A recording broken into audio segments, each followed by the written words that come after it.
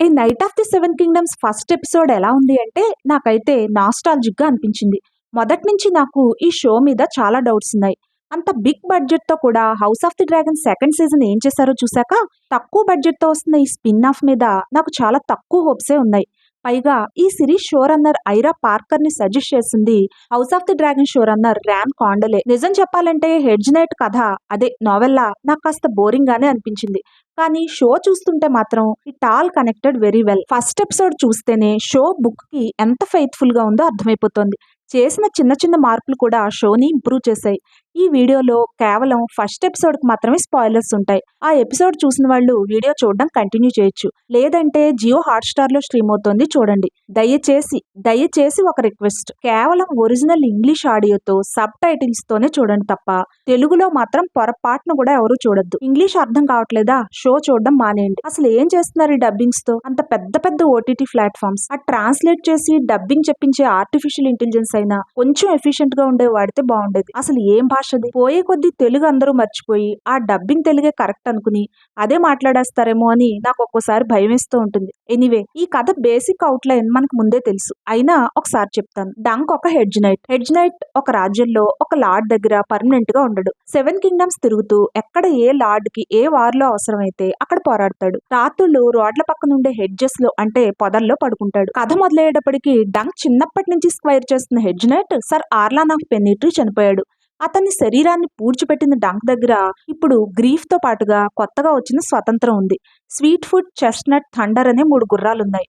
షోలో white, brown, dark brown colours లో ఆ గుర్రాలు భలే ఉన్నాయి. డంక్ దగ్గర ఇప్పుడు sir Arlan of Pennytree long sword కూడా ఉంది. 6'11" హైట్, బాగా బలమైన వాడు. యాష్ఫర్డ్ లో జరిగే టోర్నీలో పార్టిసిపేట్ చేసి మంచి ఫ్యూచర్ సంపాదించుకోవాలని అనుకుంటాడు. దారిలో 10 ఏళ్ల ఎగ్ ని కలుస్తాడు. ఇన్లో ఒక మిస్టీరియస్ గా ఉన్న తాగుబోతు లార్డ్ ని చూస్తాడు. యాష్ఫర్డ్ కెళ్లి టోర్నీలో పార్టిసిపేట్ చేయడానికి పేరు రాయించుకోవడానికి ట్రై చేస్తాడు. అక్కడ ఫోసవే బ్రదర్స్ ని కలుస్తాడు. పపెట్ షో చేస్తున్న టాన్సిల్ ని చూసి ఇష్టపడతాడు. లోనెల్ పెరాథిన్ టెంట్ లోకి వెళ్లి డిన్నర్ చేసి అతనితో కలిసి డాన్స్ చేస్తాడు. ఎగ్ ని స్క్వైర్ గా యాక్సెప్ట్ చేస్తాడు. ఇదే సింపుల్ గా ఫస్ట్ ఎపిసోడ్ స్టోరీ. ఇంకా షో ఎందుకు ఎక్కడ బాగుందో, బుక్స్ తో పోలిస్తే ఎటువంటి చేంజెస్ చేశారో ర్యాండమ్ గా చెప్తాను. షో బాగుండడానికి మెయిన్ రీజన్ అందులో డంక్ గా యాక్ట్ చేసిన పీటర్ క్లాఫీ. డంక్ ని sir Arlan of Pennytree Dunk the lunk అని, థిక్ యాజ్ క్యాసిల్ వాల్ అని పిలిచేవాడు. లంక్ అంటే మొద్దు అనే అర్థం వస్తుంది. బలంగా ఎత్తుగా ఉన్న తెలివి తక్కువ వాడిగానే డంక్ చిన్నప్పటి నుంచి తను తాను చూసుకున్నాడు. మార్టిన్ ఈ కథల్ని డంక్ పాయింట్ ఆఫ్ వ్యూలో రాశారు కనుక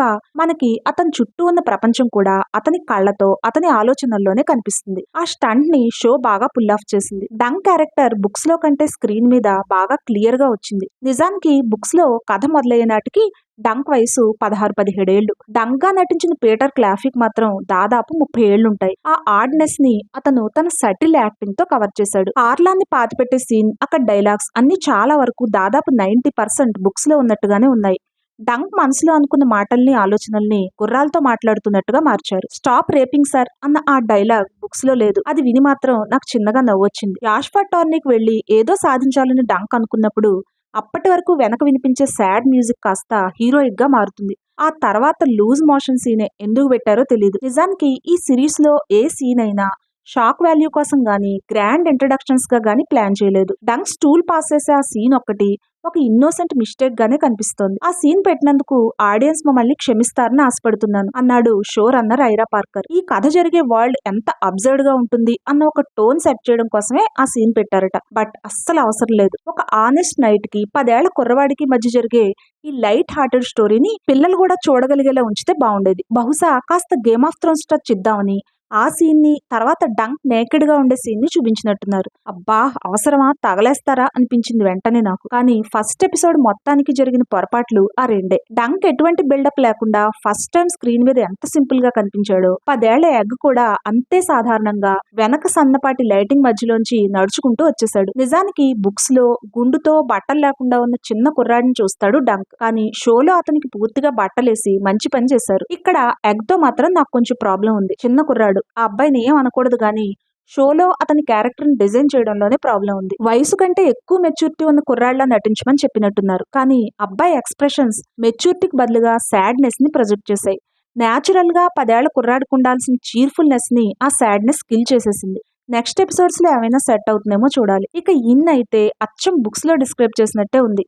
అక్కడ డైలాగ్స్ కూడా అచ్చం బుక్స్ లో రాసినట్టే ఉంటాయి. ఇందులో కనిపించే తాగుబోతు ఎంట్రీ కూడా చాలా క్యాజువల్ గా అబ్జర్వ్ చేయడం అవసరం లేదేమో అన్నట్టుంటుంది. అతను ఒక ఇంపార్టెంట్ క్యారెక్టర్ అని రాబోయే ఎపిసోడ్స్ లో తెలుస్తుంది. ఇక ఆ తాగుబోతు డంక్ తో నిన్ను నేను కల్లో చూశాను, నాకు దూరంగా ఉండు అంటూ కత్తి చూపించి భయపడినప్పుడు నా మనసులోకి అతని బ్యాక్ స్టోరీ, రాబోయే స్టోరీ అన్ని వచ్చేసి భలే నవ్వొచ్చింది. అక్కడ డంక్ కన్ఫ్యూజ్ అవుతూ పెట్టిన ఎక్స్ప్రెషన్ చూసినప్పుడు ఇక ఈ సిరీస్ కి ఢోకా లేదు అని నమ్మకం కూడా వచ్చేసింది. ఆ తర్వాత ఎగ్ తన్ని కూడా టార్నిక్ తీసుకెళ్లమని డంక్ ని అడుగుతాడు. అప్పుడు వాళ్ళ మధ్య జరిగే మాటల్లో బుక్స్ కి షోకి కొన్ని చేంజెస్ చేశారు. బుక్స్ లో ఎగ్ కింగ్స్ ల్యాండింగ్ లోని ఫ్లీ బాటమ్ లో పుట్టాడని డంక్ మనసులోనే అనుకుంటాడు. షోలో మాత్రం అతను ఎగ్ ని అడిగితే ఎగ్ నో అని రిప్లై ఇస్తాడు. నువ్వు నాలాంటి నైట్ కి స్క్వైర్ గా ఉండకపోవడమే మంచిది అనే డైలాగ్ కూడా బుక్స్ లో డంక్ మనసులోనే అనుకుంటాడు. బుక్స్ లో ఎగ్ గుండు గురించి డంక్ అడుగుతాడు. మా మాస్టర్ గుండు చేయించాడు అని ఎగ్ రిప్లై ఇస్తాడు. పేల్ లాంటి ఉన్నా ఏదైనా హెల్త్ ప్రాబ్లమ్స్ ఉన్నా పిల్లలకు అలా గుండు చేయిస్తారని డంక్ మనసులోనే అనుకుని నీకు హెల్త్ బాలేదా అని ఎగ్ ని అడుగుతాడు. బానే ఉంది అని ఎగ్ రిప్లై ఇస్తాడు. ఈ సీన్ షోలో ఉండాల్సింది, ఎందుకు పెట్టలేదో తెలియదు. ఎగ్ కి జుట్టు లేకపోవడం అనేది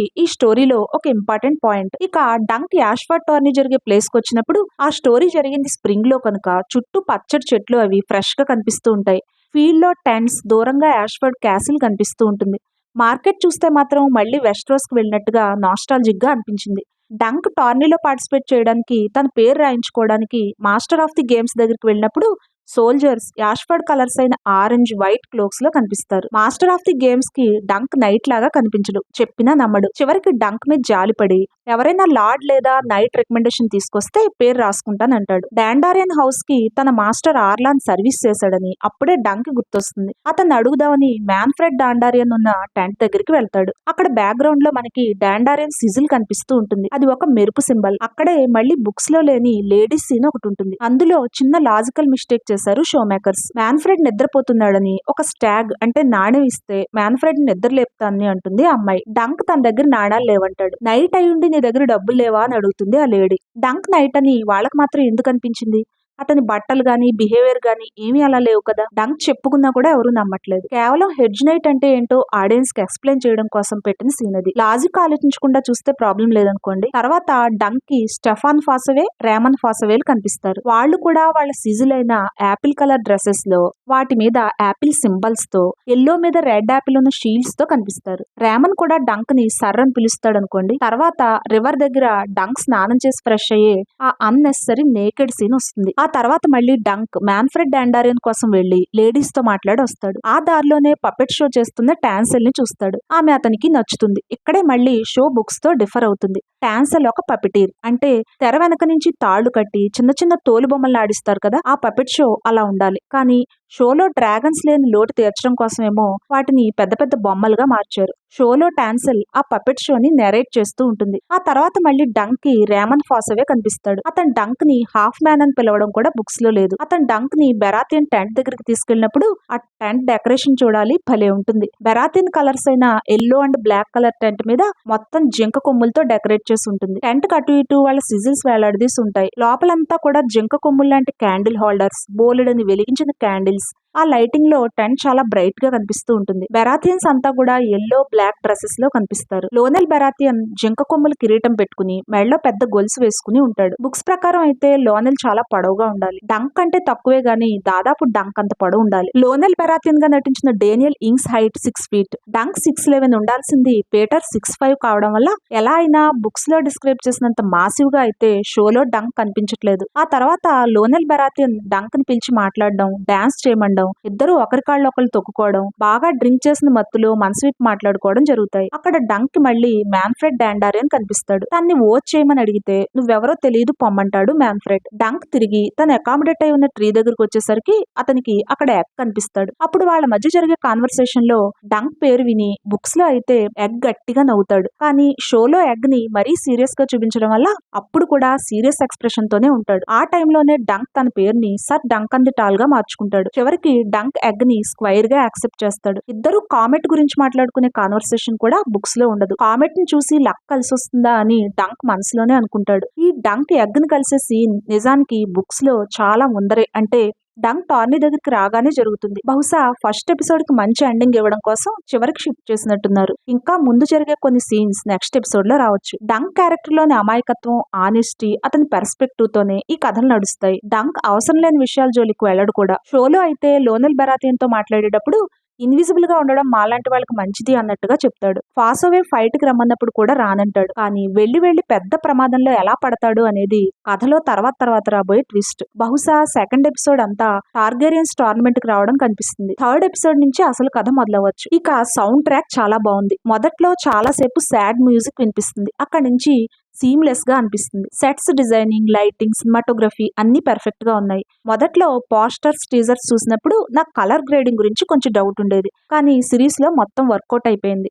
మిగతా ఎపిసోడ్స్ కూడా ఇదే ఎనర్జీని కంటిన్యూ చేయాలి. ఈ షో చివరి వరకు బాగుండాలి అని మనస్ఫూర్తిగా కోరుకుంటున్నాను.